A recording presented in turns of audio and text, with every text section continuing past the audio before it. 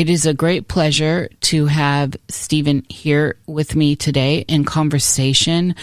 Everything that's led up to this point where we are in the dreaming, where we are in our consciousness and our journeys, is always building upon where we've been.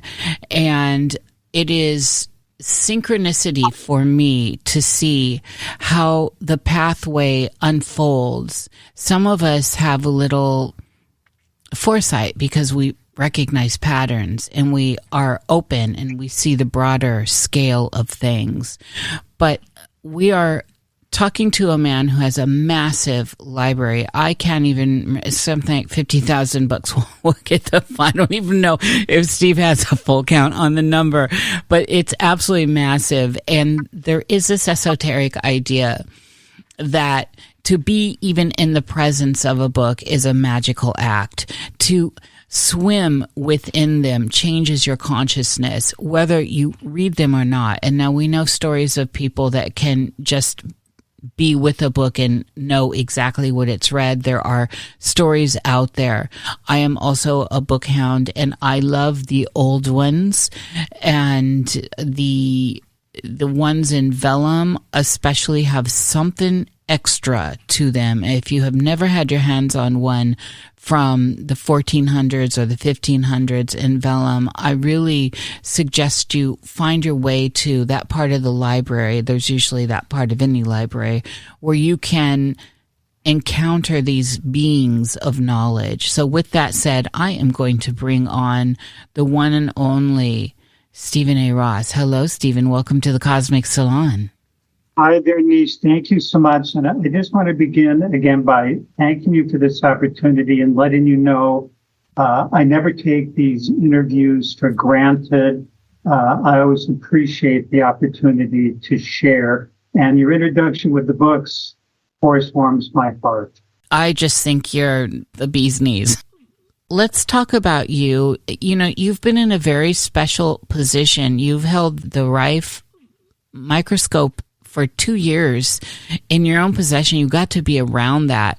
And I was listening to one of your presentations where you were mentioning all of the telephone game with Rife machines. And this is very important. There's a lot of what I think now the buzzword is misinformation around Rife and his technology and what he brought forward. So let's spend a few minutes here in the beginning talking about his impact on your life, and then you actually being in possession of that journal and that microscope.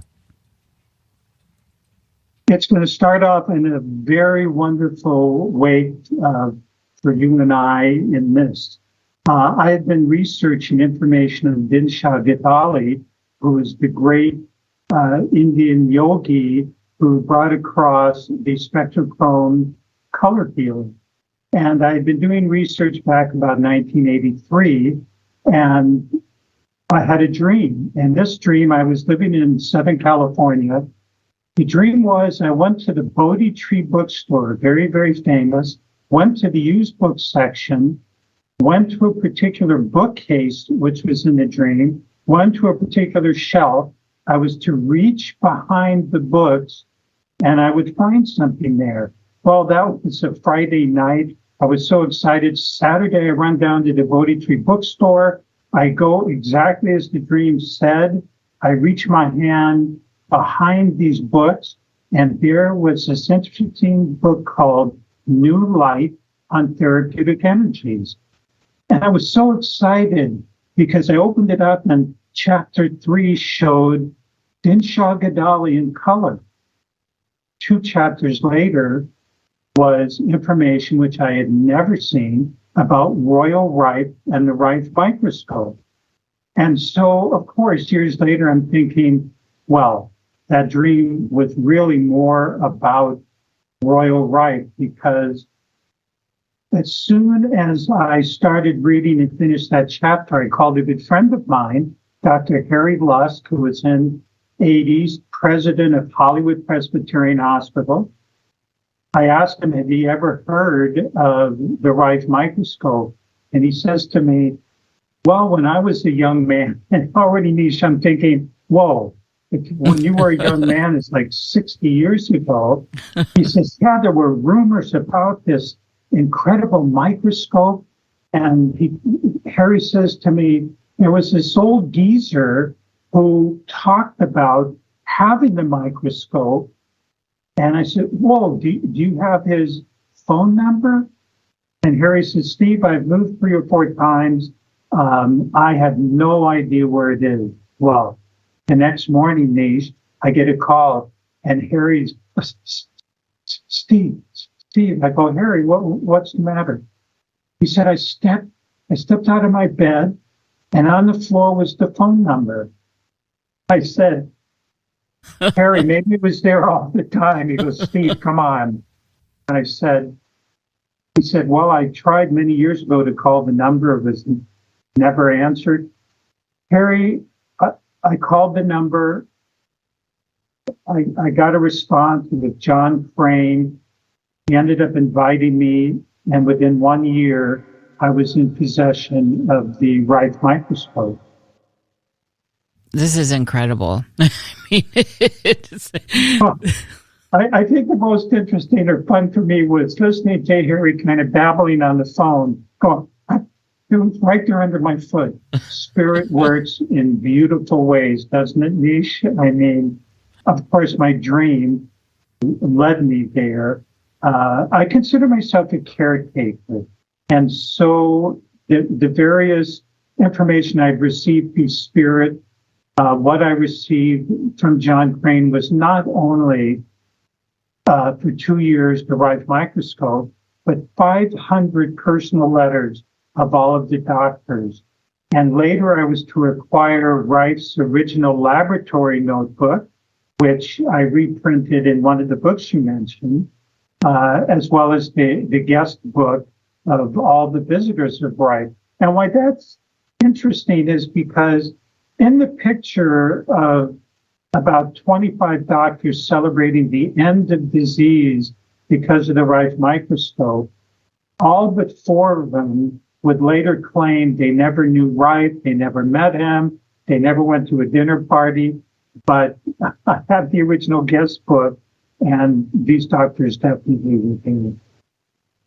This declaration of the end of disease wasn't it in 1932? Yes, it was. And the doctors were, my God, the who's who of medicine, Mayo Clinic, Northwestern, Johns Hopkins. These were doctors of great repute, and they knew they were like gods even today at their clinics and their universities. They were absolutely sure that they had found the answer through the electromagnetic spectrum. And there, of course, lies the challenge. We are in a pharmaceutically chemical dominated still that era. And because there was more bringing us into physics, and there was no internet to really proliferate it accurately at the time. Now, of course, we have it, but you would reference the idea of the telephone. There is so much misinformation out there. Unfortunately, while there was great promise with our technology, there is also the proliferation of very false information. Looking back now and speaking candidly, of course, do you think that this cover-up of the Rife information and then subsequently this kind of cult that built around some of the falsified stuff, you've actually dealt with some of this telephone game where I think you told somewhere that because you had it or something. I'm could be stretching here because it's been a minute since I listened to this, but you heard this story that you or your partner were murdered in the yard or something, and this is a funny story, and it's absolutely how these things get out of control. But I'm wondering what your thoughts are on how this is all played out, because the end of disease in 1932, which is a very long time ago, and here we are in the midst of disease mania, right? With all these abilities to heal ourselves through color and all this that have been there all along, this cover up and then misdirect and then mishandled information of the Rife information is almost like a poster child for how so many things have gone that have been for the betterment of us. No, that's extremely well said. And what we were referring to earlier was how I received a call from a woman who, when I was in LA, and I had 6 staff people, but I happened to answer the phone. And she said, I understand your founders were shot dead on their front porch. And I said, really? And I said, where'd you hear this? Well, I was at a group meeting in a condo, and they closed the curtains and they showed a movie by Nikola Tesla, Orson Welles, by the way, which is the classic. And then after, a man stood up and tells the story of the Rife microscope and how the founder and your founder, Stephen Ross, was killed. And she said, did you know him well? And I said, well, actually, I saw him in the mirror this morning. The mirror? Oh, are you Steve Ross? I said, yes, I am. And having the original lab book where there were about 60 frequencies, imagine today people running around with these Rife frequency devices with thousands of frequencies, including, when I was surfing the internet several years ago, Rife's love frequency. So I contacted, not by call because I couldn't reach the person through the internet, and I said, where did you get this love frequency? And I said, Rife never did that. Oh, yes, he did. I said, where did you get your information? I got it off of another website. Well, you are spot on. We have so much misinformation. I actually had people argue with me that they know Rife when I'm sitting with the Rife microscope, all of the letters of his people, all of the frequency manuals, so many originals, and yet they're arguing that I didn't know what I was talking about. So even if you have the truth, and I contacted Wikipedia, which to me is the worst information source because everything with electromagnetics is put down. For Rife, they said he purportedly built a microscope. He purportedly saw things. Rife machines killed people. So I contacted Wikipedia. I said, look, if I have the original material, I want to put it. We don't allow anybody to add information. It said, I have the original materials. Sorry. Oh, my goodness. That's how it is now. What year was that, Stephen? I contacted him about 3 years ago. But later I was to find out the person who runs the Wikipedia was a consultant for the pharmaceutical industry. Yeah. So you read about color and electromagnetics and frequencies and these, it's all really put down. And yet we have so many stories of great researchers. Bjorn Nordenstam, the chairman of the Nobel Assembly, discoverer of needle biopsy, comes up with a therapy to shrink cancer tumors using electricity. I flew him out from Sweden to LA, and the Los Angeles Times called him a alternative medical practitioner because he was dealing with electricity. Jeez. You address a lot of this and nothing happened, but you can make it happen. And this is, for me, this is a sad thing that book had to be written, personally, because we're looking at all these amazing technologies now that are decades old, and some of it is springboarding conceptually. We could go into the yonder land and say, this is ancient technology that Egyptians had and Sumeria had, and all that. And I know that there's a lot of, vitriol that comes into these conversations still in this day and age. But the fact is, it seems like everyone that comes forward trying to present the real technology and the real healing techniques get shot down. Now, I think you're familiar with the Trail of Dead and the cover-ups and the smear jobs and all this. This is a dark dream. This is a dark narrative, and I'm constantly trying to understand why. What are these forces that do not want us to live in beauty and harmony and the higher things in life? What are these forces that are trying to keep us subdued, no matter what our own stance is in our personal lives, the higher values that we hold? If you get sick, you get cut, chemo burned, and how is this, Stephen? How is this still going on? What is this force?